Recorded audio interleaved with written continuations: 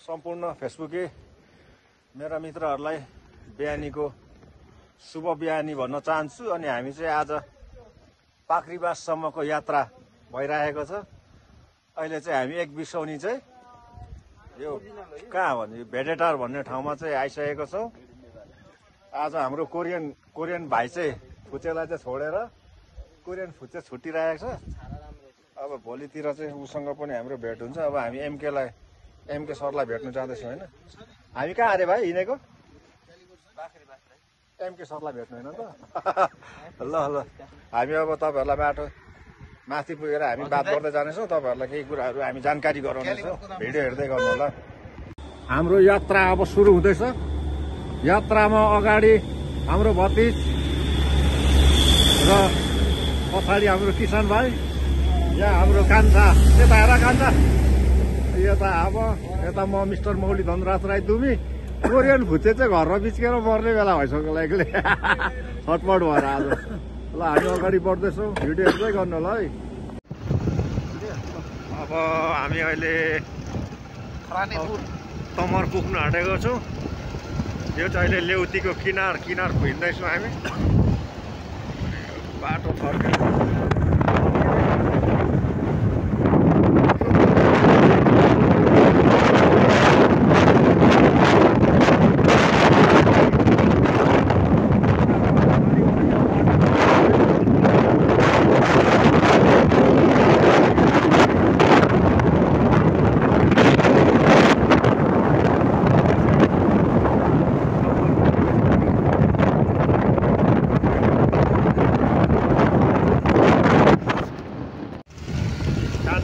यो तरिकाले हिँडिरहेको छु अहिले। दुईजना यस्तो तरिकाले हिँडिरहेको छु टाढा। अब हामी पहाडतिर लाग्दैछौँ। कहिले आइन्छ थाहा छैन, भोलि या पर्सि आइन्छ। तपाईँहरूलाई हामी हेर्दैछौँ। धनकुटा आउने बेलामा चाहिँ बाटोको अवस्था चाहिँ यस्तो रहेछ। देखिँदैन। यो बाटो चाहिँ थुप्रो भयो क्या, धेरै वर्ष भइसक्यो। अब पहिले जस्तो छ त्यस्तै नै भइरहेको छ क्या। यो चाहिँ पुरै हेर्नु होइन भने बाटो एकदमै यो कहिले बनिन्छ, के गरेर बनाउँछ होइन। अब कुन चाहिँ सरकारको पालामा बनिने थाहा छैन। यो बाटो चाहिँ एकदम तपाईँहरू आउँदै हुनुहुन्छ भने एकदम धुलो मुलो छ, विचार गरेर आउनु होला। अहिले अब हामी तमर आइसकेको छौँ। तमरको यात्रामा सबै साथीहरू भाइहरू सबै भेट भइसक्यो। अब हामी माछा मार्नु आउने जग्गा चाहिँ यही हो, तपाईँहरूलाई देखाउँदैछौँ होइन। माछा मार्नु चाहिँ आउने हाम्रो जग्गा यही हो। तपाईँहरूलाई अब एकचोटि म सबैतिर यसरी परिक्रमा गराउँदैछु है। ल हेर्दै गर्नु ल।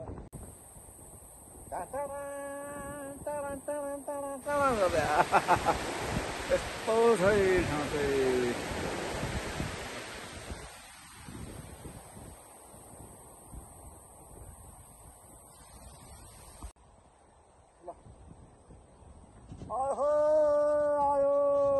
तोरी लाउरेहरूको अर्को चाहिँ बिच्केर मर्नु आँटिसक्यो होला। घरमा एक्लै गुनगुन गर्थ्यो होला। अब हामी होइन भरे भेट्दैछौँ। अब अब के गर्नु, त्यस्तै हो। गाह्रो पो छ त साथी हो, गाह्रो छ। हामी पुग्ने बेला भइसक्यो। धनकुटा आउने बेला भयो। अब चाहिँ अब हामी यो लास्टको टर्निङ झर्दैछौँ। त्यस पछाडि चाहिँ हामी धनकुटा आइपुग्छौँ। ल हामी धनकुटा सल्लेरी आइसकेको छौँ। हाम्रो यात्रा अघि धनकुटा बजारमा चाहिँ पस्नु पाइन्न होइन। अलिक हामी हतार भएको कारणले गर्दा यता भतिजा अब सुरु भइसक्यो। मेरै बुढी चाहिँ हराउँछ हौ जतिखेर पिछा फेर्ने बेलामा चाहिँ कहाँ जान्छ छक्कै पर्छ क्या। धनकुटाको त्यो तलको त्यो टर्निङ चाहिँ किन त्यस्तो साह्रो टर्निङ भएको थाहा छ भाइ तिमीलाई? भाउजू हराएर होइन कि, त्यो चाहिँ इन्जिनियरको बुढी चाहिँ नि ड्राइभरले लगिदिएछ। अनि ड्राइभरले लगेपछि चाहिँ ड्राइभरलाई पनि दुःख दिन्छु भनेर चाहिँ इन्जिनियरले चाहिँ बाटो त्यो तरिकाको बनाएको अरे क्या। मेरो पनि बुढी पनि छैन, म पनि भेटायो भने त उडाइदिन्छु। अर्काकै बुढी उडाइदिन्छु उडाउनु चाहिँ म होइन। कान्छा चाहिँ उडाउने र उडाउने म त उडाइदिन्छु जतासुकै। हाम्रो सल्लेरीमा यस्तै हो। इन्जिनियरको कुरा आउँदा म पनि अर्काकै बुढी उडाउनेतिर लागेको छु। त्यो सबै सल्लेरी धनकुटा सल्लेरी हो यहाँनिर सल्लाइ सल्लाह छ सबै क्या सल्लाइ सल्लाह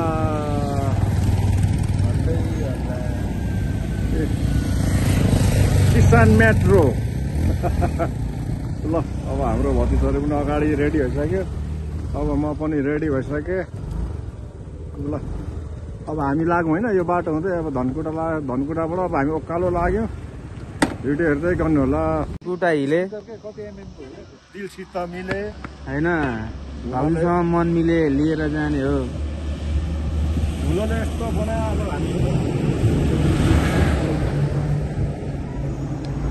अब हामी हिले आइपुग्यौँ अब हामी पाल्लीबास पुगेपछि फेरि होइन बजारमा चाहिँ ठुलो बाटोमा थियो हामीलाई ढिलो भएको कारणले गर्दा चाहिँ हामी बाटोमा थियो बजारमा पस्ने ल मभन्दा कम भइहाल्नु भएको छ तपाईँको वेट पनि ल हामी अहिले पाक्रीबास हाम्रो मनकुमार सरको पार्ट्स दोकानमा आइसकेको छौँ मनकुमार सर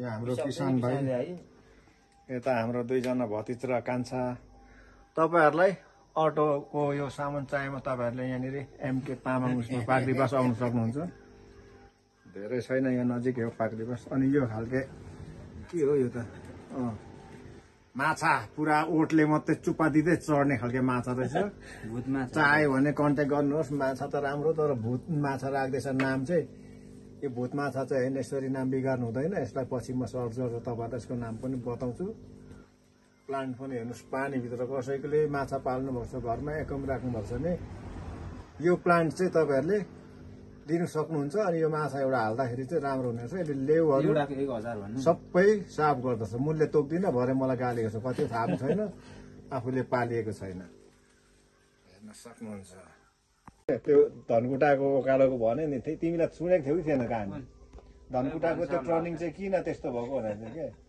इन्जिनियरको बुढी चाहिँ ड्राइभरले लगिदिएर अरे त्यो घुम्तीमा चाहिँ त्यस्तो भएको मेरो पनि बुढी छैन म पनि अर्काकै बुढी हेर्नु मन लाग्छ जहिले पनि अब जतासुकै होस् भनेर कि फेरि घरमा आमाले सुन्यो भने खुसी हुनुहुन्छ खुसी नै अनि जिउँदै बुढो भइहाल्यो अब यतिदेखि कति बुढो हुनु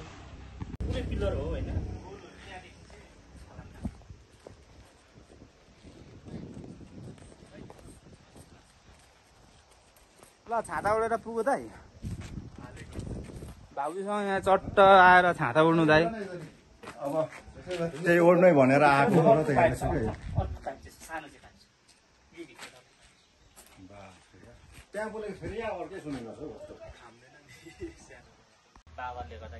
ल अब हामी चाहिँ पाक्रीबास सबै यहाँ मनकुमार सर्कलमा आएर घुम्यौँ फारम सरम सबै घुम्यो होइन चिया खाइयो खाना खाइयो यहाँ सरको दोकानमै आइयो यता भतिज पनि अब हामी चाहिँ घर जाने तर्खर कान्छा केही भन्नु छ मेरो समर्थन छ कान्छाको समर्थन छ सरको पनि समर्थनै छ होला अब